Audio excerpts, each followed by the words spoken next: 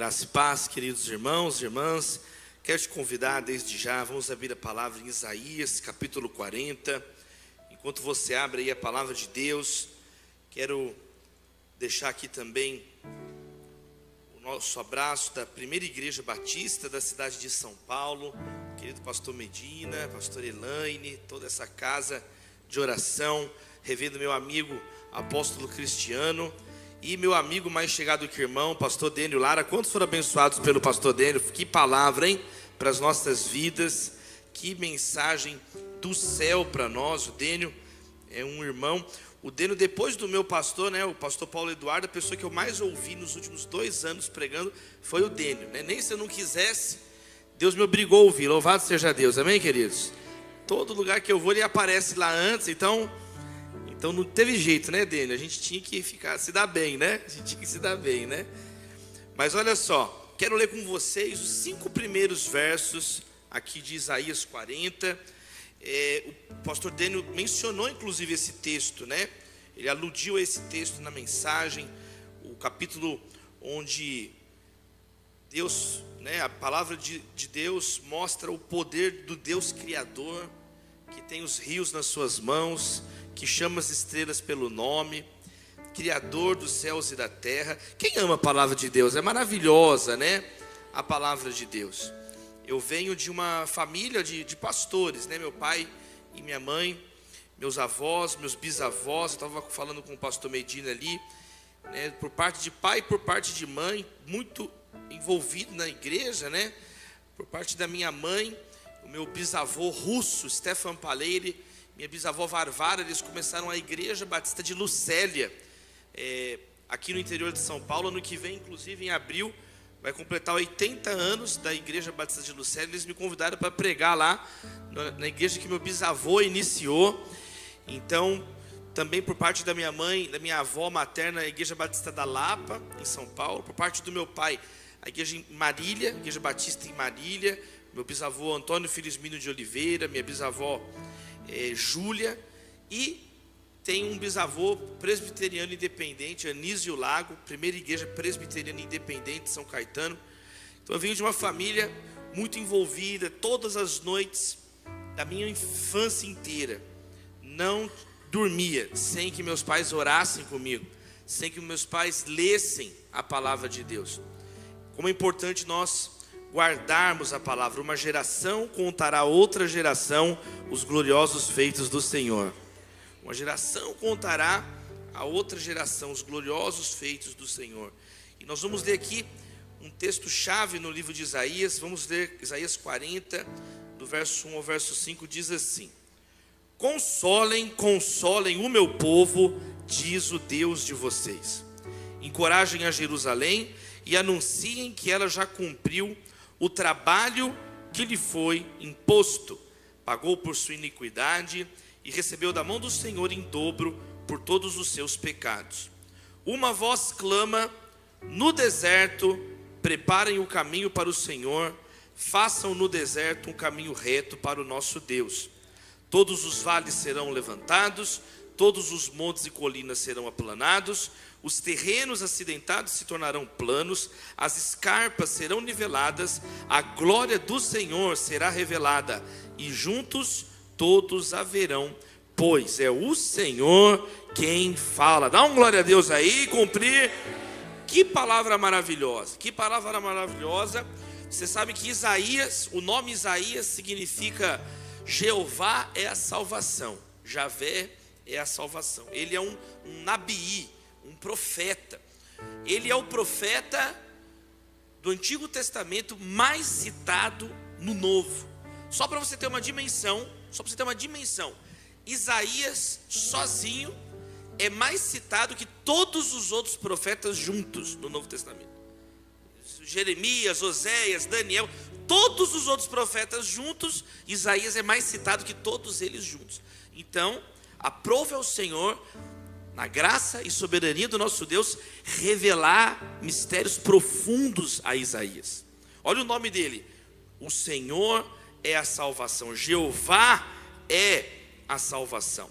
Então Isaías é chamado por alguns de um profeta evangélico, porque ele é o mais citado nos evangelhos. Deus mostrou, revelou coisas maravilhosas ao Isaías. E o livro de Isaías, eu falava aqui um pouquinho sobre a minha família, a trajetória, eu aprendi pequenininho na escola dominical.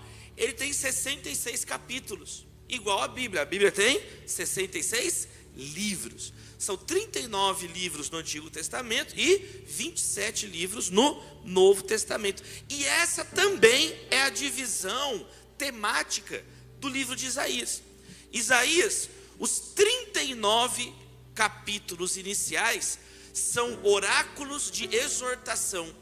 Deus levantou o profeta. O que é um profeta? É um porta-voz.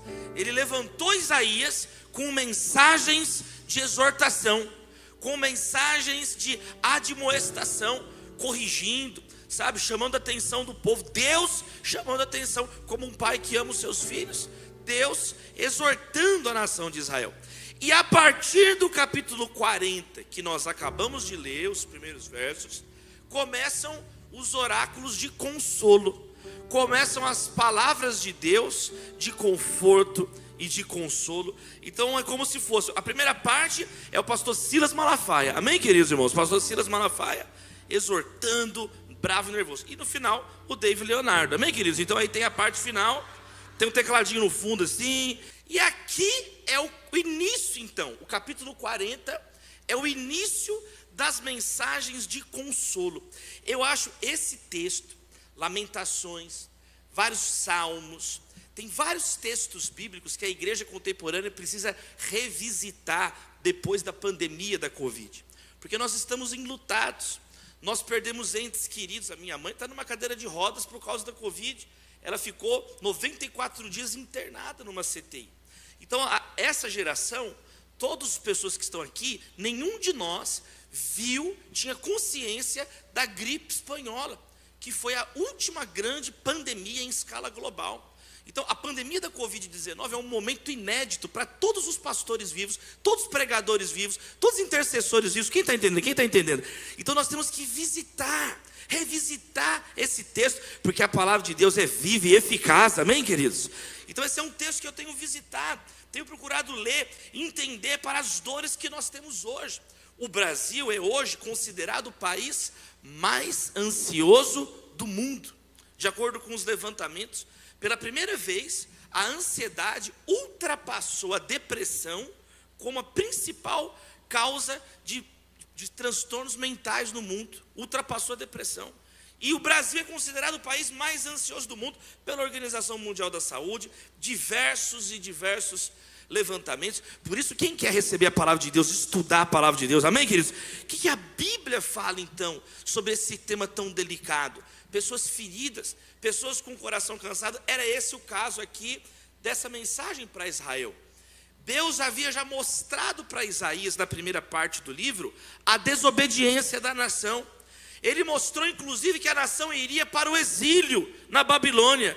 Mas Deus não só mostrou o exílio, Ele já mostrou o depois do exílio. Ele já deu a palavra de consolo para depois. É como se o profeta já visse os problemas que aconteceriam, mas ele também teve a revelação do amor de Deus maior do que os problemas e os desafios. A graça de Deus consoladora.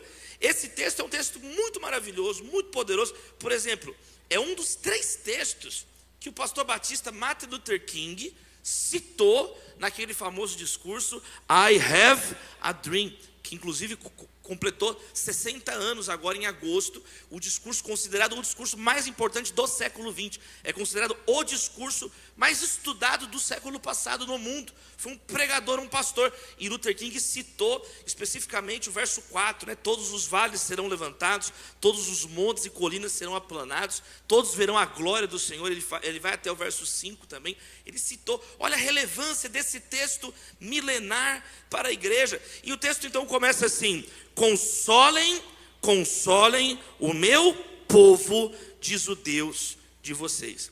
Esse texto então abre a segunda parte de Isaías com as mensagens de consolo, com o imperativo consolem, o imperativo no plural. Não é apenas Isaías que vai consolar. Ele está dizendo, consolem o meu povo. Todos nós somos chamados para receber o consolo e levar o consolo de Deus, amém, queridos? Todos nós somos chamados para receber o consolo, levar esse consolo. E aqui nós vemos tanto a ternura de Deus, como a urgência de Deus em consolar. A ternura com as palavras carinhosas, consolo. Paulo vai dizer isso também, né, no Novo Testamento. Ele diz que a pregação, ela deve edificar, exortar e consolar as pessoas. Então, o consolo faz parte da pregação do Evangelho, sim. Então, olha só, nós vemos aqui esse imperativo, essa ternura, mas com um sentido de urgência. Porque ele repete, consolem o meu povo. É um clamor por consolo. Quantas pessoas, mais uma vez, estão hoje feridas, cansadas. E a palavra de Deus tem uma mensagem para nós. Deus não está contra nós. Esse é o título do sermão que Martin Lloyd-Jones pregou sobre esse texto em 1954, num contexto um pouco parecido com o do mundo hoje. Era a década pós-Segunda Guerra Mundial, era uma década com muita depressão, era uma década com a Europa destruída. Então você vai ver que na história da igreja, como esse texto tem abençoado. E eu quero destacar então aqui 5 elementos do consolo que aparecem na palavra de Deus. Quem quer receber o consolo de Deus? Amém? Quem quer levar esse consolo? Nós temos que entender o que é o consolo de Deus. Entender é um band-aid, é um esparadrapo? Não, o consolo de Deus é uma obra profunda, sobrenatural, que Cristo realiza em nós. Então, o primeiro elemento do consolo, olha o verso 1. Consolem o meu povo, diz o Deus de vocês. O primeiro elemento do consolo é que ele vem por causa da misericórdia de Deus. O consolo verdadeiro vem de Deus. Consolem o meu povo, diz o Deus de vocês. A origem do genuíno consolo é o próprio Deus. Não é um anestésico, não é uma droga, não é o sexo. O sexo pode consolar? Pode, mas o consolo que o sexo dá não é o consolo verdadeiro, profundo. O pastor Daniel já abordou bastante esse ponto aqui. Por exemplo, quando Isaac estava triste porque sua mãe morreu, ele foi consolado, diz a palavra de Deus, quando Sara morreu, por sua mulher Rebeca. Essa mulher consolou ele, levou para a tenda e frunfou. Amém, queridos irmãos? E lá, quer dizer, o sexo consola. O sexo tem ou não tem um poder consolador? Tem muito homem mal-humorado porque não frunfa. Tem muito homem triste, o cara fica, você chega assim, tá com aquela cara de derrotado, triste. Não tem consolo. Então assim, não dorme. Então, dormir é ou não é reparador dormir? É reparador. Tomar uma brisinha, olha vocês assim, ó, tá todo mundo assim com o lequinho. Uma brisa é refrescante? É refrescante. Ficar de férias, já foi falar assim, comprar. Tem pessoas que pensam que é o consumismo. Não, vou comprar uma coisa, né? Porque quando você compra, você sente um conforto, um autoconsolo. Vou comprar um negócio para eu mereço, né? L'Oréal, porque você merece, tá vendo? Então as propagandas apelam para esse elemento do consumismo. Então, compro, logo me conforto, né? Então quer dizer, só que aqui consolem o meu povo, diz Deus. Então aqui não está falando de um consolo superficial. Aqui não está falando de nenhuma atividade humana. Aqui está falando de uma ação graciosa do próprio Deus. Esse é o primeiro ponto para entender o que é o consolo da Bíblia. É o consolo que parte do próprio coração de Deus. Não tem a ver com crédito humano. Não tem a ver com merecimento humano. Não é algo que você tenha feito, ou eu tenha feito, ou qualquer um de nós tenha feito, mas é algo que nasce da natureza amorosa de Deus. Deus é amor. Deus é amor. Deus, ele então derrama essa palavra sobre o seu povo. Mas aí vem um segundo elemento. Primeiro elemento, o verdadeiro consolo vem de Deus. Segundo elemento do consolo é a consciência da nossa miserabilidade, do nosso pecado. Olha o verso 2. Olha o verso 2. Porque só tem cura verdadeira se tem o diagnóstico verdadeiro. Só é possível um médico dar um remédio se foi localizado qual que é a doença, qual que é a verdadeira doença que essa pessoa tem. E o verso 2 diz assim, olha aqui, encoraje Jerusalém e anunciem que ela já cumpriu o trabalho que foi imposto, porque ela pagou pela sua iniquidade. Ela já recebeu da mão do Senhor o dobro pelos seus pecados. A causa do sofrimento de Israel era o próprio pecado de Israel. E a causa de todos os sofrimentos, em última instância, é o pecado humano. Por exemplo, Tiago diz assim: de onde vêm as guerras? Nós estamos assustados. Guerra na Ucrânia, Rússia, guerra Israel, Hamas, guerras. De onde vêm as guerras? Tiago diz assim: não vem das paixões que guerreiam dentro de vós, vem do próprio coração humano cheio de pecado. Quem disse isso? Jesus que ensinou isso. Não é o que entra que contamina o homem, é o que sai do nosso coração que nos contamina. É do coração que vem o homicídio, é do coração que vem o adultério, é do coração que vem então a mentira. Então Jesus, o evangelho, é essa palavra. Antes da boa notícia tem a má notícia: nós estamos em pecado, nós estamos de costas para Deus. Então a consciência do pecado, por trás do sofrimento está a separação da humanidade do Deus Criador. Sabe esse sentimento de que tem algo errado no mundo? Essa sensação que alguma coisa não está certa no mundo? Então, essa noção é a noção que a Bíblia apresenta com o pecado, a nossa desconexão com Deus. É um estado de miséria espiritual por nós estarmos afastados de Deus. Então, em segundo lugar, no consolo de Deus também tem o arrependimento dos nossos pecados. O consolo tem a ver com humildade nos nossos corações. Quem recebe essa palavra, amém, queridos? Tem a ver com reconhecer isso. Tem a ver com você reconhecer: peraí, não está tudo bem comigo. Peraí, meu coração está pesado, minha alma está suja. Esse reconhecimento só vai fazer bem a você. No erro, nós podemos encontrar um novo caminho. Sabe qual que é o problema? Sabe por que nós pecamos o mesmo pecado várias vezes? Porque nós esquecemos a dor que ele nos causa. Sabe por que muitas pessoas cometem, como a Bíblia diz, é como um animal que volta ao próprio vômito, porque esqueceu como aquilo faz mal, esqueceu como aquilo. Então nós temos memória curta, nós temos amnésia espiritual, então nós cometemos o mesmo pecado, reiteradamente. Em nome de Jesus, nós, para experimentarmos esse consolo, a Bíblia está falando aqui, isso passa por essa consciência: Deus perdoa os nossos pecados, limpa a nossa vida, limpa o nosso coração. Sabe, você tem que confessar pecados, não é porque Deus não sabe de alguma coisa, Deus sabe tudo. Deus conhece você de trás para frente, né? Jesus fala que Ele sabe quantos fios de cabelo tem na sua cabeça. Você não sabe, Deus sabe. Ele olha e fala: 200.402, 179.501. Careca é mais fácil, né? 0 é mais fácil, né?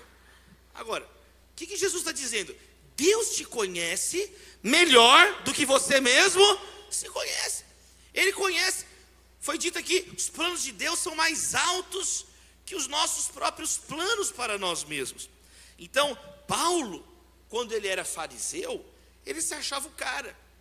Paulo, quando ele era fariseu, ele era cheio de si.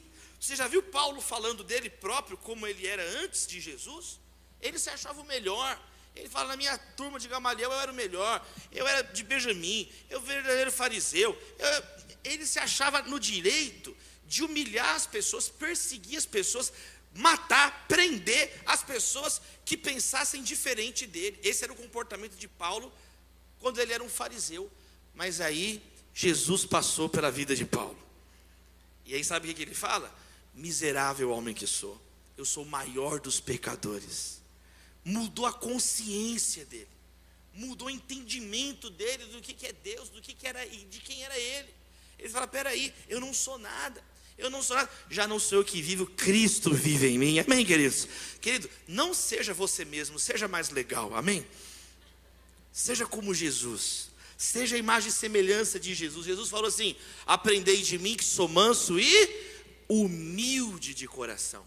Então, encontrarão descanso para as suas almas. Olha que interessante. Jesus, ele diz assim: você quer encontrar descanso de verdade? Você quer encontrar renovo? Então, vinde a mim quem está cansado e sobrecarregado. Jesus usa a imagem de um animal de carga sobrecarregado, exausto e desorientado. É um animal de carga, como se fosse carregando um boi, um cavalo, um jumento, carregando muito peso, desproporcional, e ele está cansado de arrastar esse peso, e ele está sem direção. E aí Jesus chama: vinde a mim os que estão cansados e sobrecarregados, e eu vos aliviarei. E deixa aqui o seu jugo pesado, tomai de mim o meu jugo que é suave, o fardo é leve, e aprendei de mim que sou manso e humilde de coração, e encontrarão descanso para a sua alma. Então, o descanso está com quem? Com Jesus. Olha lá, mesma coisa. O princípio está em toda a Bíblia. O consolo não vem de nós, vem de Jesus, vem de Deus. E como que eu vou receber esse consolo? Aprendendo a ser humilde. É surpreendente o que Jesus diz. Você vai encontrar o descanso, não é aprendendo a ser o bonzão, que pisa nos outros, que humilha os outros, que xinga os outros. Uma vez, quando eu estava na faculdade de Direito, 20 anos atrás, 2004, quase 20 anos atrás, eu estava nos primeiros períodos, primeiro ano da faculdade. O professor virou para uma menina da minha sala e falou assim: e você, filha, quando é que você vai casar? Aí a menina falou: professor, se Deus quiser, eu nunca vou casar. Eu não quero ninguém mandando em mim, eu não quero ninguém, homem nenhum dando palpite na minha. Aí no final da aula, eu fiquei tão indignado, gente, que ela ficou xingando assim, que eu fui tirar satisfação com ela no final da aula. Falei, como assim, né? Que ela falou: não, que nenhum homem presta. Ela falou assim: não importa o dedo de quem eu vou pisar, eu quero subir na vida. Aí eu fui falar assim: ô menina, o que é esse negócio de ficar pisando no dedo dos outros? Não é assim não. Tem homem que é top. Ela começou a gemer. Não é. Tem homem, você vai encontrar um cara top, vocês vão casar, ter filho. Ela, é verdade. Um cara legal, vocês vão conquistar as coisas juntos, realizar os sonhos juntos. Ela, é verdade, vocês vão ter filhos, vai ser muito legal. Aí ela, casa comigo você? Eu falei: eu não, menina, você é feio demais, fica sem casar mesmo, sai de perto de mim. Quer dizer, tem gente que não fala, mas pensa isso. Eu não quero ninguém, eu não preciso de ninguém. E a tua luta é para ser uma pessoa, entre aspas, autônoma. E na verdade isso é uma arrogância, isso é uma imbecilidade. O sábio é aquele que entende que não é nada sem Deus e sem o outro. O tolo é como o diabo, quer ser independente, quer estar acima de Deus. Esse é o comportamento do nécio, de acordo com as Escrituras. O tolo, o que se insurge, aquele que busca os seus próprios interesses, se insurge contra a verdadeira sabedoria, aquele que se isola. Provérbios fala sobre isso. Então, o mandamento é amar a Deus, é amar ao próximo. Então, o consolo passa por um coração que foi quebrantado, um coração humilde. É o que está dizendo aqui, ó. Você, Jerusalém, olha, você pecou. Reconhecer que está errado é uma bênção, sabe? Justificar o erro é errar de novo. A pessoa que tem sempre uma desculpa, a pessoa que tem sempre um subterfúgio, a pessoa que tem sempre uma fala. Vamos quebrantar o coração, vamos virar esse ano diferente, amém, queridos? Tem gente que então não experimenta esse consolo de Deus. Por quê? Porque quer estar com a razão, quer estar no controle de tudo. Gente, você não sabe a hora que você está com fome, meu irmão. Você não lembra nem o que você comeu semana passada. Você não tem controle do ontem, você não tem controle do amanhã. Eu sempre falo isso, só tem duas certezas na vida: a morte e o especial do Roberto Carlos na Globo no final do ano. Tirando isso, nós não temos controle de nada. Dizem alguns que tem uma terceira certeza, que é que o Palmeiras não tem mundial, mas está em discussão isso daí. Só brincando. O que é o negócio?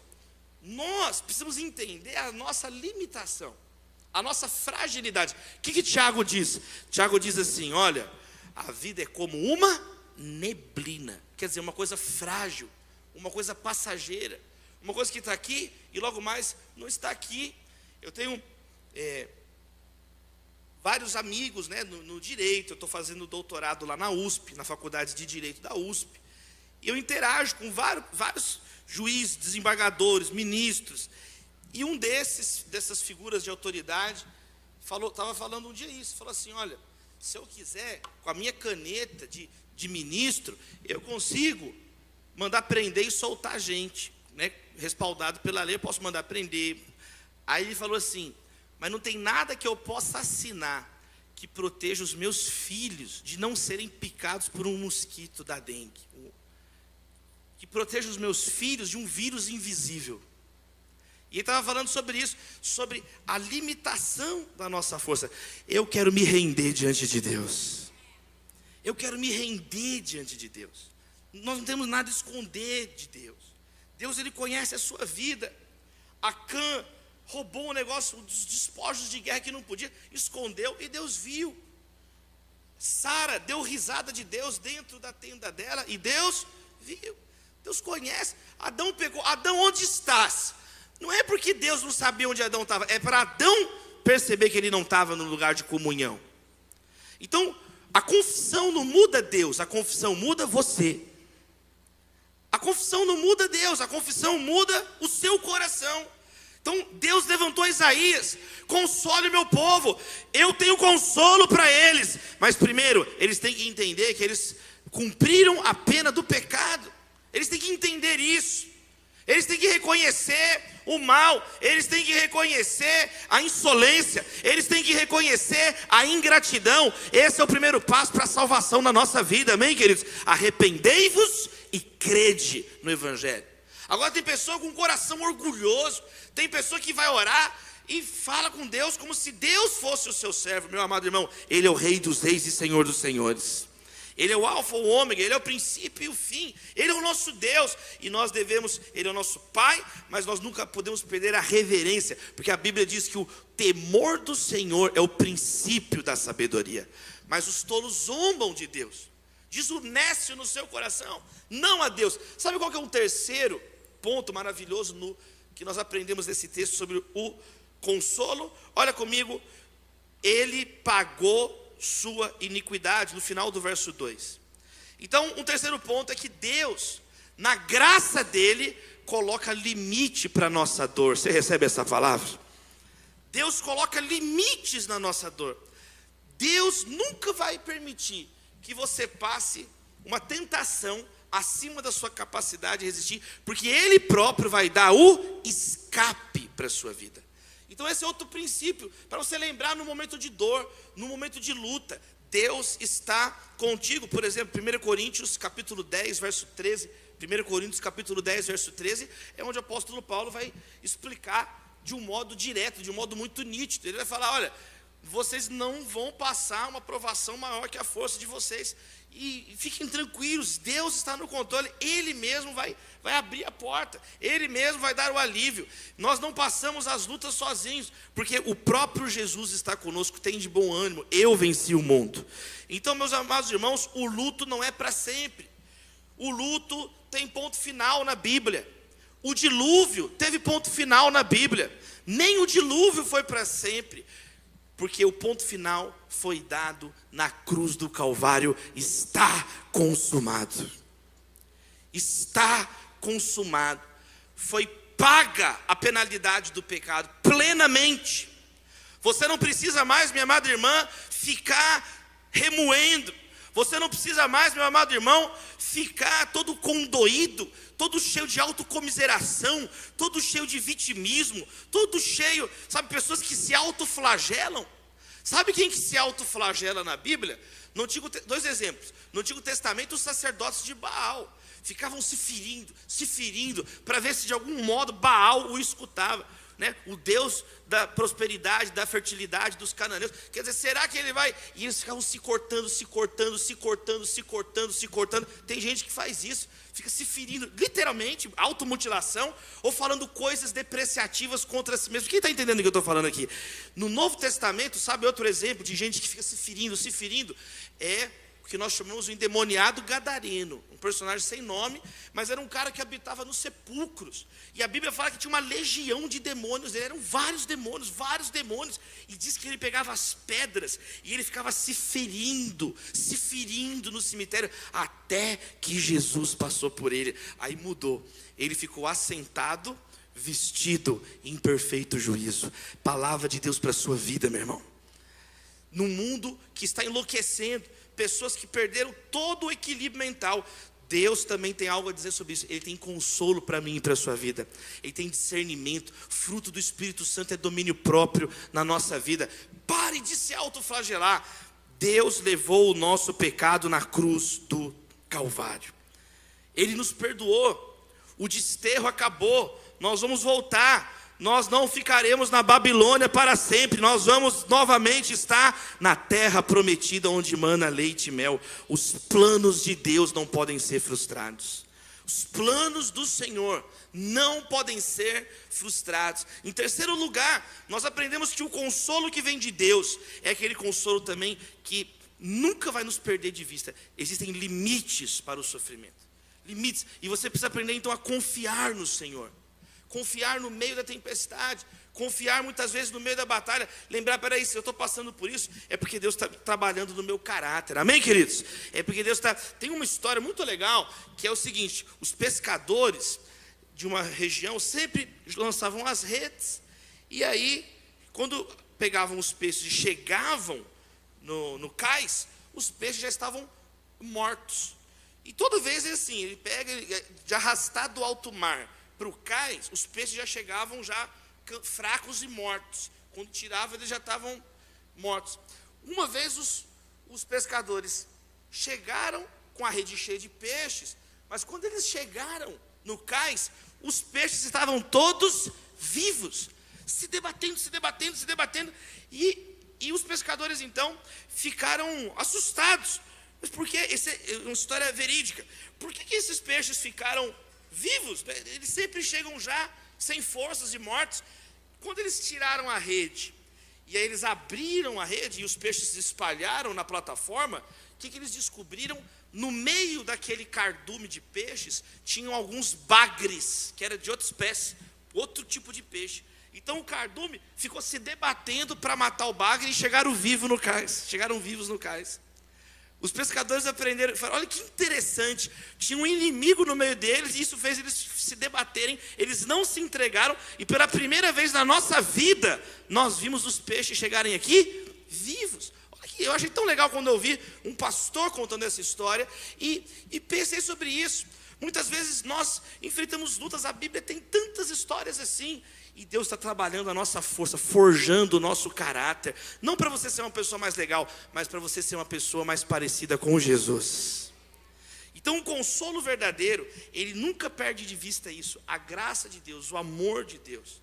Deus não é, na Bíblia, tem pessoas que falam assim, o Deus da Bíblia é um Deus maldoso. É óbvio que é uma pessoa que nunca leu uma página da Bíblia. E o Deus da Bíblia é o Deus sádico. A pessoa não leu a Bíblia. A pessoa fica falando coisas da cabeça dela, imaginando, criando uma caricatura. Pessoas têm preguiça de ler a Bíblia. Então, nós precisamos conhecer o Deus revelado pelas Escrituras. Meus amados irmãos, existe aqui agora os pontos centrais, os dois principais elementos que eu queria falar com vocês, porque o pastor Dênio, é difícil pregar depois dele, que ele já prega quase o evangelho inteiro, não sobra nada para nós, amém, queridos? Mas primeiro elemento, o consolo verdadeiro vem de Deus. Segundo elemento, o arrependimento, o reconhecimento dos nossos erros faz parte do tratamento de Deus na nossa vida. Terceiro lugar, meus amados irmãos, entender a graça de Deus, o limite para os nossos sofrimentos. Jesus, ele falou assim, portanto não se preocupe com o amanhã tem os seus próprios problemas, basta a cada dia o seu próprio mal. Tem um limite, tem a graça dele sobre nós. Mas em quarto lugar, que é maravilhoso aqui, o que o verso 3 vai dizer, uma voz clama, no deserto, preparem o caminho para o Senhor. Façam no deserto um caminho reto para o nosso Deus. Todos os vales serão levantados, todos os montes e colinas serão aplanados, os terrenos acidentados se tornarão planos, as escarpas serão niveladas. A profecia agora, ela muda de tom. Ela começa falando sobre consolar, sobre pecados perdoados, sobre a purificação da nação, e agora ela começa a falar sobre uma missão, sobre uma voz agora, que começa a clamar no deserto, preparando o caminho de Deus. Nós como igreja, entendemos que essa profecia se cumpriu em João Batista. Todos os evangelhos citam explicitamente e aplicam esse texto de Isaías a João Batista, primo de Jesus. Mateus capítulo 3, verso 3, Marcos capítulo 1, verso 3, Lucas capítulo 3, verso 4 a 6, João capítulo 1, verso 23. O próprio Jesus falou sobre isso. Agora, meus amados irmãos, isso é maravilhoso, porque o que Isaías está vendo aqui é o seguinte: agora que vocês receberam consolo, vocês vão começar a levar esse consolo, vocês vão preparar o caminho para Deus, porque Jesus é o consolo de Deus para o mundo. Então a igreja agora, você não recebe esse consolo para acabar em você mesmo. Nós não fomos amados por Deus quando éramos inimigos dele à toa. Então Romanos 5,10 diz: vocês foram amados por Deus quando eram inimigos dele. Aí Jesus vem e fala: agora vão e amem os seus inimigos e orem por quem vos persegue. Nós o amamos porque ele nos amou primeiro, e o maior mandamento é amar a Deus, e o segundo, ame o próximo como a si mesmo. Nós fomos perdoados pelo Senhor, por isso nós podemos ser hoje uma comunidade que perdoa, uma comunidade generosa, uma comunidade que abre mão. Então, já que recebemos o consolo de Deus, eu quero te dizer, meu amado irmão, você não foi chamado na Bíblia apenas para ficar recebendo consolo, mas para levar esse consolo aos que precisam, para testemunhar o amor de Deus, para que a sua família, para que o seu casamento, para que a sua profissão, para que cada pessoa que interaja com você veja na sua vida a luz de Jesus, sinta na sua vida o aroma de Cristo, sinta o sal, o tempero, o fermento de Deus na sua vida. Eu quero dizer aqui essa tarde que Deus está levantando famílias consoladoras nessa cidade. Deus vai limpar, enxugar suas lágrimas, mas não para aí. Nós temos uma missão. A igreja não é um clube social. A igreja não é um lugar onde eu vou eternamente para ter as minhas necessidades atendidas. Ai, eu não recebi nada hoje no culto. Quem disse que você veio receber? Você veio entregar seu sacrifício de adoração a Deus, se apresentar como sacrifício vivo diante de Deus. Essa mentalidade, de ser servido. Olha o que Jesus falou: pois o Filho do Homem não veio para ser servido, mas para servir e dar a sua vida em resgate por muitos. Nem Jesus veio para ser servido e você quer ser servido, princesinha. Nem Jesus veio ser servido e você está aí, uns marmanjos reclamando de tudo, reclamando da vida, sem nenhuma capacidade criativa, sem nenhuma força de resolver problemas, de criar saídas, de ver portas, de construir pontes. Meus amados irmãos, nós precisamos ser essa igreja que experimenta esse consolo de Deus, para que nós possamos sentir novamente a dor que o mundo está sentindo aí fora. Qual que é o problema hoje? E pregadores em púlpitos de marfim, completamente descolados da realidade, completamente. Jesus tinha cheiro de ovelha. Você já viu Jesus tirando férias na Bíblia? Eu tenho uma pregação que chama As Férias Frustradas de Jesus, que ele chama os discípulos e fala assim: gente, entra no barco, vamos para o outro lado da água, do outro lado do mar, para descansar um pouco. Aí eles vão, quando eles chegam do outro lado, tinha uma multidão de doente, inválido, todo mundo quebrado, estrupiado, e Jesus olhou para eles e falou: estou de férias. É isso que Jesus falou? Ele olhou para eles e viu que eles eram como ovelhas sem pastor. Ele falou que Jesus se encheu de compaixão por aquela multidão e cuidou deles, e curou os enfermos, ensinou sobre o reino de Deus e anunciou a boa nova do Senhor. Meus amados irmãos, nós precisamos entender isso. Nós não estamos aqui, o nosso objetivo último na vida não é ser paparicado, mas é glorificar a Deus, é amar as pessoas. Eu fico impressionado de ver igrejas que passam o ano inteiro sem pregar sobre amor ao próximo, igrejas que passam anos sem falar do Sermão do Monte, sem falar o que é chave no Evangelho, o que é o diferencial, o que distingue a fé cristã do budismo, do islamismo, de todas as outras religiões. Só no Evangelho você vai entender que a humildade é uma virtude. Só no Evangelho você vai entender que é amar a Deus e amar ao próximo, é o segundo maior mandamento. Que o fruto do Espírito Santo é amor, é alegria. Só no Evangelho você vai entender sobre os princípios mais profundos de misericórdia, de solidariedade. Em nenhum outro lugar isso é anunciado. E eu vejo pastores que não pregam sobre isso, falam de tudo que tipo de assunto, e não pregam o principal. Quem disse isso? Jesus. Jesus, o que é o principal? É amar a Deus, e o segundo é amar ao próximo. Mas as pessoas não querem pregar isso, não dá ibope, falar sobre andar a segunda milha, falar sobre se pediu a capa da túnica. Nós, ao invés de ficar preocupado, o que nós vamos vestir, ficar na moda, não é que você tem que ser feio, meu irmão, você tem que ser estiloso igual o Dênio, amém, queridos? Jesus tinha uma roupa top, tanto é que brigaram para ter a roupa dele. Agora, isso não é o principal da vida. Quem está entendendo o que eu estou falando aqui? Jesus está num mundo com pessoas se preocupadas com o que vão vestir. Jesus está ensinando você a ficar despreocupado ao ponto que se pedir a túnica, você dá a capa, você dá as meias, você dá o tênis e não está nem aí. Porque o que importa é que o nome de Deus seja exaltado. Desprendido. Jesus nos ensinou a ser pessoas desprendidas. Os bem-aventurados são aqueles que são pobres de espírito, que não têm um espírito altivo. Então, quando você receber esse consolo, quando você receber isso na sua vida, aí quem sabe você vai começar a consolar os outros, porque o ministério da igreja é o ministério da reconciliação. Nenhum lugar diz que a igreja recebeu o ministério da polêmica. Nenhum lugar diz. Por que você fica tão nervosão com as notícias, se você talvez ainda não ouviu a notícia eterna, a boa nova do Evangelho? Não tem nenhuma notícia que pode tirar, porque nós temos a maior notícia: Jesus pagou o preço dos nossos pecados na cruz do Calvário.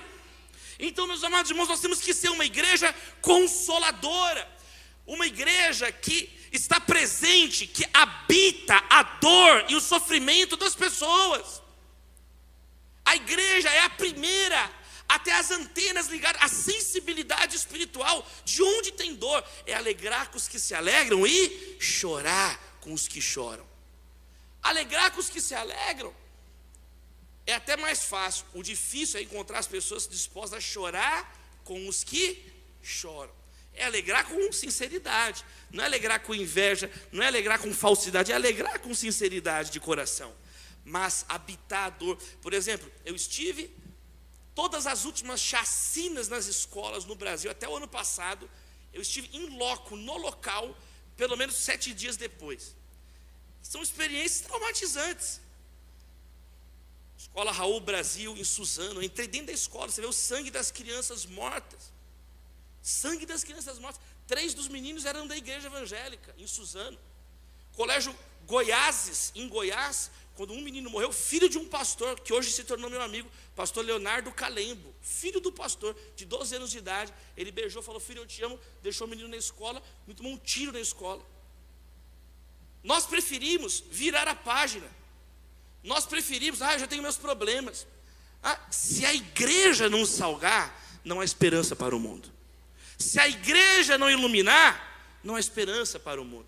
Nós temos visto no Brasil a pandemia, quanta dor, mas aí ao invés de igrejas com tantas possibilidades, recursos humanos, recursos financeiros, de ir lá, de ajudar, preocupadas consigo mesmas. Então você tem que entender o seguinte: não tem que estar tudo bem com você para você ser usado por Deus. É justamente quando sou fraco é que sou forte. É essa chave que tem que virar dentro de você. Você vai recebendo muitas vezes o consolo de Deus na sua vida quando você está a caminho para consolar alguém. Quando você se coloca à disposição do reino de Deus. Deixe de ser só um sanguessuga que só se relaciona com os outros por interesse. Só se relaciona com os outros pensando: o que eu vou ter de benefício dessa pessoa. Essa lógica tem que ser quebrada na sua vida. Por isso que você é perturbado desse jeito. Por isso que você está anos na igreja e é uma pessoa perturbada, uma pessoa chata, ninguém gosta de você. Porque todo mundo que fica perto de você, você suga a energia da pessoa. Você é um vampiro do Satanás. Você cansa. Você é uma pessoa, quando alguém chega perto de você, a pessoa sai cansada. Por quê? Porque você nunca equipa ninguém, nunca consola ninguém. Olha a palavra de Deus, para todos nós aqui recebemos o consolo, mas não é para parar aí, é para a gente sair. Consolem o meu povo, diz o Senhor. Nós somos chamados para levar consolo, não só receber consolo, mas levar consolo, levar o consolo. Sermos fiéis à nossa responsabilidade como filhos e filhas de Deus. O que você tem feito com os talentos que Deus tem colocado na sua mão? Você sabia que foi a igreja que inventou os hospitais? Não existia hospital, não existia um lugar fixo, contínuo, regular para cuidar de doente. Isso começou no ano 369 com um pastor chamado Basílio Magno, que fundou a primeira instituição hospitalar. Então não é por acaso que Henri Dunant, fundador da Cruz Vermelha, a maior organização humanitária nas guerras no mundo, um evangélico, única organização que venceu 3 prêmios Nobel da Paz, 3 prêmios Nobel da Paz. Não é à toa que cristãos sempre ganham o prêmio Nobel da Paz. Por exemplo, 2018 agora, um pastor pentecostal, Dr. Denis Mukwege, venceu o prêmio Nobel da Paz no Congo. Um médico que ajudou as mulheres que foram abusadas na guerra civil, estupradas, violentadas. Então ele criou todo um procedimento, uma equipe para ajudar essas mulheres, reconstituir essas mulheres, cuidar dessas mulheres, para que essas mulheres novamente sentissem dignidade, sentissem autorrespeito. Quem está entendendo? Quem recebe essa palavra? O que você tem feito? O que você tem feito numa conferência como essa? Não é só para ficar na parte profética. Olha que dentro de profética tem aqui, ó, ética. Olha que benção aqui, tá vendo? Você recebe o profético, mas ele tem que resultar numa transformação ética, moral, que vai, sabe, alcançar a sociedade. É isso que faz a diferença, meus irmãos. Senão, nós viramos um playground religioso, onde eu vou ali, eu me divirto, eu fico ali um pouquinho e termina por isso mesmo. E aí nós estamos nos auto-enganando. É o auto-engano. Você começa a acreditar na própria mentira. Já viu gente que acredita na própria mentira? Começa a viver uma fachada de religioso, uma fachada de evangélico, né? Eu já contei, a minha irmã Priscila, ela tem a língua presa, ela fala assim, desse jeito, dessa maneira. Aí quando ela era pequenininha, meu pai levou a minha irmã na fonoaudióloga, falou assim: ô fono, ajuda minha filha que ela tem a língua presa. A fono falou assim: pastor, não se preocupe, em alguns dias ela vai estar falando certinho. Aí meu pai falou: não precisa, irmã, não precisa, né? Levou minha irmã para o outro lado, quer dizer, ela não resolveu o problema dela, como é que ela vai resolver o problema dos outros? Então é isso, é muitos que dizem assim, peraí, o consolo verdadeiro, como é que eu sei que uma pessoa foi salva? Quais são as marcas, as evidências, não é? E 1 João fala muito sobre isso, o amor ao próximo, o cuidado com as pessoas. Fale ao coração, é você ser um aplanador de caminhos, é a pessoa chegar perto de você e você encurtar distâncias. Quem está entendendo? Quem está entendendo? A pessoa está perto de você, a pessoa tem que estar mais perto de Jesus. A pessoa, quanto mais perto de você, ela tem que estar mais perto de Jesus. Era o sal da sede. A pessoa começar a ver você, às vezes você não está nem falando nada, mas ela está interagindo com você, ela começa a sentir uma sede, brota nela uma sede de algo que ela nem entende, mas é a sede de Deus, que o Daniel pregou aqui, a sede que aquela mulher em Samaria tinha uma sede dentro dela, como o salmista diz, assim como a corça anseia por águas correntes, minha alma tem sede do Deus vivo. Então a nossa vida tem um efeito disséptico, ou seja, um efeito que o sal de dar sede em alguém. Tem pessoas que é o contrário, quanto mais perto de você ela ficar, mais desviada ela fica. Vamos lá na igreja? Peraí, qual que é o nome da sua igreja? Deixa eu anotar aqui para nunca ir na sua igreja. Deixa eu anotar, porque eu não quero ser igual a você. Não, nós temos que ser pessoas igual o irmão Yun. Quem conhece a história do irmão Yun? O homem do céu. Algumas pessoas conhecem o irmão Yun, nem cristiano. É maravilhosa a história. Ele é um chinês, pregador do evangelho. Tem um livro dele no Brasil, publicado pela editora Betânia. É muito forte. Ele esteve no Brasil já. Eu vi ele falar lá na Lagoinha, muitos anos atrás, em Belo Horizonte. Eu morava em Belo Horizonte na época. E o irmão Yun, no livro, ele diz o seguinte, né, que o treinamento missionário deles lá no Oriente são 3 coisas no seminário. Primeiro, memorizar o Novo Testamento inteiro. Segundo, aprender a abrir fechadura, porque eles são presos para fugir. Amém, queridos? Terceiro, pular de 3 metros de andar sem quebrar as pernas. Esse era o treinamento missionário, era memorizar a palavra, abrir porta e pular da janela. O irmão Yun foi preso, eu não sei quantas vezes, são dezenas de vezes que ele foi preso. Só que chegava um ponto que ele era, esse cara tão cheio de Deus, que ele ficava parado assim, o guarda, só de olhar para ele, eu quero Jesus também, e ele convertia e ficava preso junto com o irmão Yun. Aí ele conta isso no livro, que aí as autoridades tiveram que mudar a regra. Então, tinha um sistema de rodízio do guarda. O guarda podia ficar 30 minutos, tinha que mudar para não converter o guarda.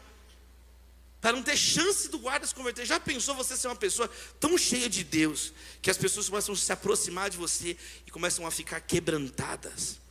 Começam a conviver com você e ver, peraí, a vida dele está anunciando uma coisa que eu não tenho. Às vezes é um abraço seu. Um abraço seu pode renovar uma vida. Às vezes é um sorriso seu pode mudar a vida de uma pessoa. Agora, para abraçar, para sorrir, para olhar nos olhos, você tem que sair da defensiva. Você tem que sair, sabe, de uma condição de ficar se defendendo toda hora. Gente que se defende excessivamente, que fica o tempo inteiro defendendo a própria opinião, ela revela muitas vezes uma fragilidade no coração, uma falta de confiança em Deus. Confie no Senhor, amém, queridos? Confie no Senhor, pregue a palavra de Deus, vença essa timidez, sabe? Quem está ali recebendo o amor de Deus, o consolo de Deus, você começa a chorar na presença de Deus, você sai desse momento, você quer levar isso aos outros. Tem coisas que nós só vemos com os olhos molhados, tem coisas que só quem chorou e se quebrantou na presença de Deus consegue perceber. Muitas vezes, você vai conversar com a pessoa, Deus te mostra, olha, essa pessoa aqui, ela está prestes a se matar. E Deus te mostra, por quê? Porque você está sensível à voz do Espírito Santo de Deus. Eu estava agora, no começo desse mês, com a minha família, lá na Bahia. Nós passamos uma semana na Bahia. Eu, minha esposa, minha filha, meu sogro, minha sogra, de brinde, louvado seja Deus. E aí a gente estava lá para descansar uma semana, do dia 1 ao dia 7. A gente ficou para descansar lá num hotel muito legal, e todo mundo lá, e minha filhinha feliz. Foi aniversário da minha esposa também no dia 3, então a gente já comemorou o aniversário da Natália, e a gente estava lá e tal. E aí, eu estava lá, falei, vou descansar, né? Vou ficar aqui, acho que ninguém vai me conhecer, eu vou ficar tranquilo aqui, não vou ter que aconselhar ninguém, pregar, vou ficar de boa na piscina aqui, né?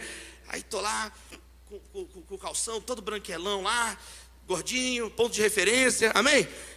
Estou lá na piscina, tal, aí eu sentei assim na beira da piscina, aí aquele pessoal da Bahia animado, né? A mulher da animação do resort, vamos lá pessoal, animação, mas 1000 pessoas na piscina assim, parece um piscinão de Ramos, assim, 1000 pessoas na piscina assim, um monte de gente na piscina, e era, vamos lá, hidroginástica, gritando, eu falei, gente, eu quero dormir, gente, deixa eu ficar em paz aqui, Senhor, guia minhas águas tranquilas, Senhor, eu lá na beira da piscina. Aí ela pegou e falou, gente, nós vamos fazer agora aqui o quiz, um concurso, quem consegue adivinhar mais música dos filmes vai ganhar um super prêmio. E a minha filhinha, vamos lá, papai. Aí eu não queria decepcionar minha filha. Falei, vou ter que ganhar do hotel inteiro. Não vai ter jeito, né? Não vai ter jeito. Falei, vamos lá, Maria, vamos lá. Aí peguei a onda, Maria, vamos lá para ganhar, filho. Nós vamos ver, porque eles ficam em silêncio agora, para eu descansar depois. Aí fui lá com a Maria. Gente, eu ganhei o negócio. Louvado seja Deus, ganhei. Acertei todas as músicas. A mulher queria me expulsar da brincadeira. Acertei tudo. Tubarão, Matrix, Batman, Pink Cérebro, acertei todos, Indiana Jones. Era 1 segundo de música. Isso são muitos anos de teatro na igreja, amém, queridos irmãos? Muitos anos.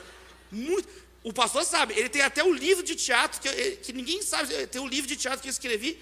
Líder de jovens sabe tudo, amém, queridos irmãos? Amém. Ganhei do hotel inteiro. Para que eu fui ganhar isso? Todo mundo me parava no hotel o resto da semana. Pô, cara, você é o bicho mesmo, hein, Davi? Você é o cara, hein? A mulher falou meu nome para todo mundo. O que você é, Davi? O que você é? Pastor. Gente, ele é pastor! Aleluia! E brincou. Gente, eu virei o pastor do hotel nas férias. Eu falei, gente, não é possível uma coisa dessa. Não é possível. Eu estava sentado assim, todo mundo pegando comida, passava na minha mesa. Pastor, faz uma oração aí, pastor. O outro chegou, pastor, sério mesmo, faz uma oração pelo meu filho. Eu fiquei constrangido. Aí, na primeira hora, eu fiquei com raiva. Eu falei, não, Deus sabe de tudo, né? Vamos descansar trabalhando igual Jesus, amém, queridos? Vamos descansar orando. Não custa fazer uma oração. E eu fui vendo isso, que muitas vezes, gente, as pessoas estão tão carentes nos lugares. E às vezes Deus deve olhar assim e falar assim, não, mas tem um servo meu ali. Tem uma serva minha naquela empresa. Tem uma família que me teme naquele lugar. Então eu vou fortalecer. Eu vou dar forças. Eu estou para te dizer que na primeira noite eu já estava renovado no resto do dia para virar pastor do hotel. Ainda preguei em Salvador antes de voltar. Louvado seja Deus. Porque um dia eu fiz uma oração. Eu fiz uma oração quando eu tinha 16 anos de idade. Fiz as nossas experiências com Deus. É uma caminhada, né, queridos? É uma caminhada, né? Eu tive um chamado para o ministério com 12 anos de idade. Comecei a pregar na praça com 13, 14. Com 15 anos de idade, eu comecei a pregar no púlpito da igreja Batista Getsemane. Com 19 para 20 anos, eu fui ordenado pastor. Já 22 anos de ministério. Então, eu já falei, na minha casa todo mundo é pastor, pai pastor, tio pastor, cachorro pastor alemão, outro é pastor belga. Mas com 16 anos, eu tive um dia que eu fiz uma oração para Deus. Foi numa conferência como essa. Uma conferência na igreja Getsemane. E eu estava chorando muito. Eu lembro que eu vim no altar, eu ajoelhei e falei isso com Deus. Eu falei, Deus, usa a minha vida como o Senhor quiser.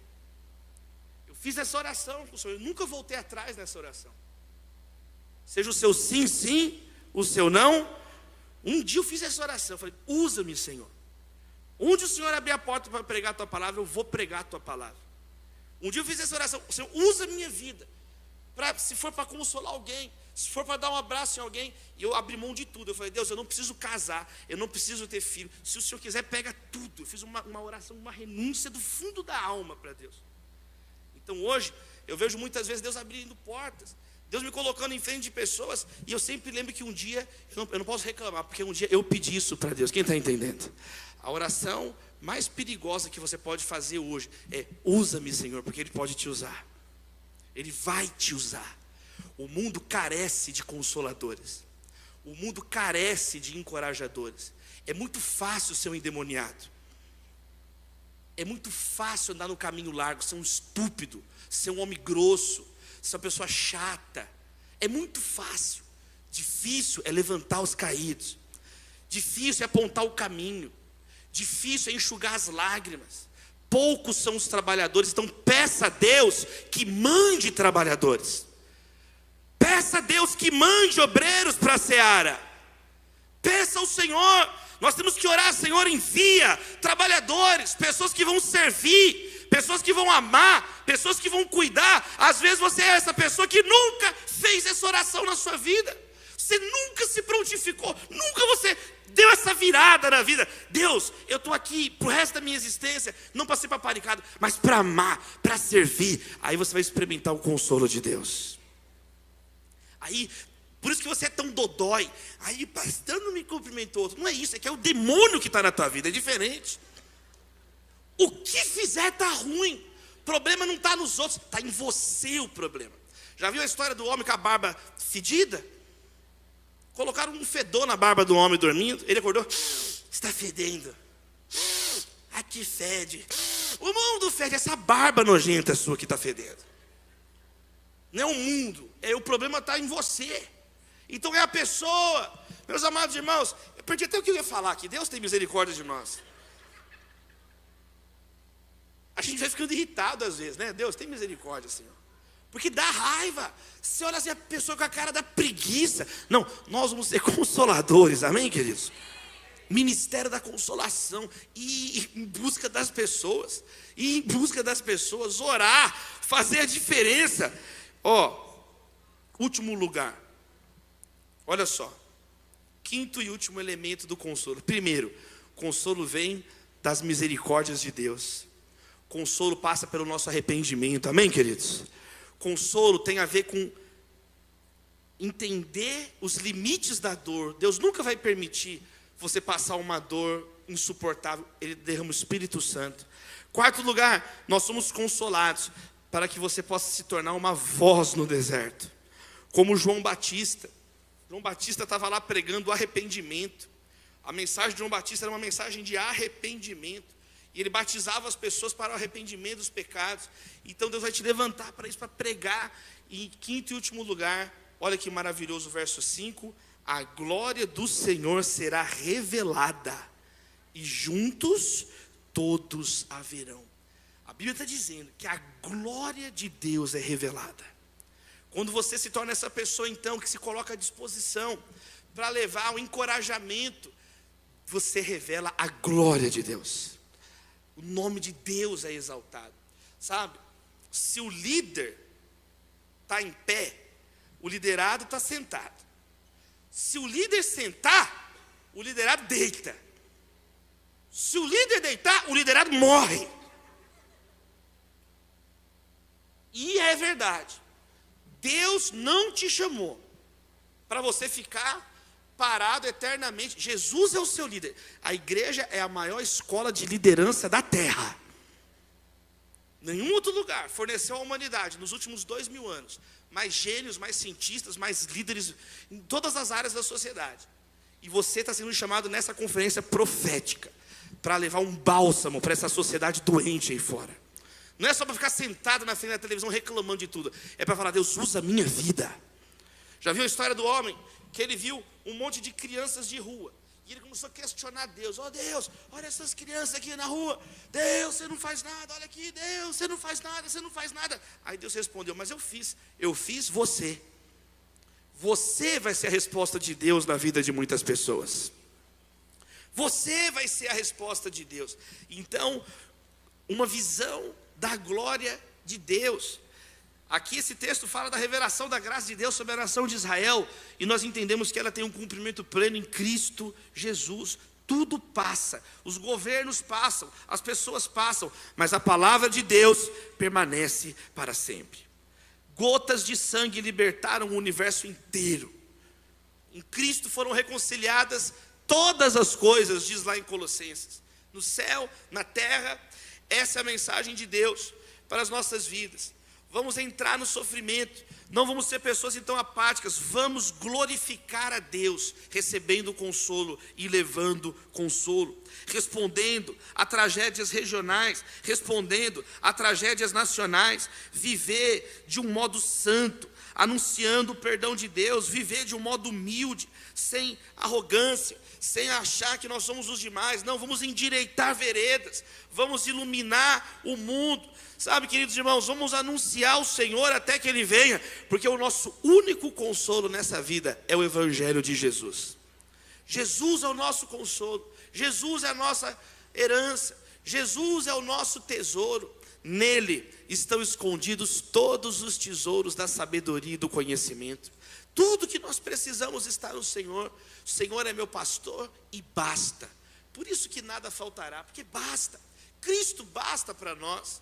O que nós precisamos é Ele. Martinho Lutero falou assim: eu prefiro ser nada aos pés de Cristo do que tudo em qualquer outro lugar. Charles Spurgeon disse assim: eu jamais usaria uma coroa de ouro na terra onde o meu Senhor usou uma coroa de espinhos. David Brainerd disse: se eu tivesse 1000 vidas, eu entregaria todas elas a Cristo. O apóstolo Paulo disse: já não sou eu que vivo, Cristo vive em mim. Pedro diz que Jesus lhe deu a alegria indizível da salvação. É algo acima do nosso entendimento. O amor de Deus dissolve o nosso ego, dissolve os nossos corações, quebranta os nossos corações. A minha oração é que Deus cure a sua vida. A minha oração é que Deus cure as suas emoções. A minha oração é que Deus arranque do seu coração, meu amado irmão, minha amada irmã, raízes de amargura. Queridos, nós temos, a vida passa tão rápido. Quanto tempo a gente tem ainda, nós não sabemos, nenhum de nós sabe. Mas vamos fazer de cada um desses dias bonitos para a glória de Deus. Apesar das lutas, com as lutas, nos desafios, essa é a beleza do Evangelho. Ele levanta você que muitas vezes tem uma doença, mas Ele usa a sua vida para orar por alguém que vai ser curado. Ele usa você que muitas vezes, sabe, não tem o conhecimento, mas você tem o coração disposto. Então Ele usa você para confundir os sábios dessa terra. E você confunde então os sábios dessa terra, porque o Evangelho é assim: a minha graça te basta. A graça do Senhor é suficiente para nós. Eu queria ministrar essa oração. Abra assim suas mãos, pedindo a Deus que derrame esse consolo do alto, pedindo ao Senhor, pessoas que são carentes. Quantas pessoas estão carentes, problemáticas, carentes, uma carência insaciável, como o pastor Dênio falou. Essa carência leva a pessoa a ter uma submissão extrema a humanos, um medo de desagradar pessoas, começam a viver em função de seres humanos, de outras pessoas, medo da solidão, uma infelicidade constante, uma necessidade de chamar atenção o tempo inteiro. Deus, em nome de Jesus, cura vidas aqui. Cura, Senhor, nossos corações. Olha, pessoas que estão cansadas, que não têm forças mais em si mesmas, ó Deus, em nome de Jesus nós oramos. Vem com o teu bálsamo, Senhor. Vem com a tua cura. Limpa, consola, Senhor. Que hoje, essa tarde, essa noite, ó Deus, que seja um ponto final em muitas lágrimas inúteis. Que as nossas lágrimas sejam lágrimas de contrição, sejam lágrimas verdadeiras, porque bem-aventurados os que choram, eles serão consolados. O Senhor é o Deus de toda consolação. Derrama sobre nós o teu Espírito Santo consolador. Ó Deus, faz uma obra sobrenatural. Ó Deus, faz uma obra, ó Deus, que remédio nenhum pode fazer. Na nossa alma, no fundo das nossas memórias. Pessoas que carregam dentro de si memórias amargas, cura, transforma, Senhor. Ó Deus, mas que essa transformação não fique em nós. Levanta uma igreja consoladora. Uma igreja mais do que acolhedora, parada para receber, mas uma igreja que vai, que é enviada, que vai, que se dispõe, como Jesus andava de um lado para o outro. Restaura a nossa força, restaura a nossa energia, perdoa os nossos pecados. Quantos de nós, ao invés de adorar, ao invés de clamar, ao invés de falar com salmos, hinos e cânticos espirituais, quantos de nós nos tornamos apenas praguejadores, apenas murmuradores, vivem apontando problemas, nunca oferecem uma solução? Levanta líderes aqui, Senhor, líderes de um novo tempo para essa cidade, para essa região, pessoas que não têm o costume de abraçar, de cumprimentar, que possam ouvir a palavra: saudai-vos uns aos outros. Que comece aqui em nós um novo entendimento, a importância de ligar para alguém, a importância de vencer a inércia como cristãos, como cristãs verdadeiras, de pegar uma toalha, de pegar uma bacia e lavar os pés de quem precisa, de quem está com os pés sujos, de ir ali, de estar presente em momentos difíceis. Olha, pessoas, ó Deus, que são hipersensíveis, qualquer coisa desmonta, qualquer coisa desiste, pessoas inconstantes. Ó Deus, nós queremos sair dessa conferência firmados na rocha, enraizados para frutificar, ancorados, ó Deus, com esperança renovada em Cristo. Ó Deus, levanta uma comunidade cheia do teu Espírito Santo, para que possamos cumprir a missão de amar a Deus, de amar as pessoas.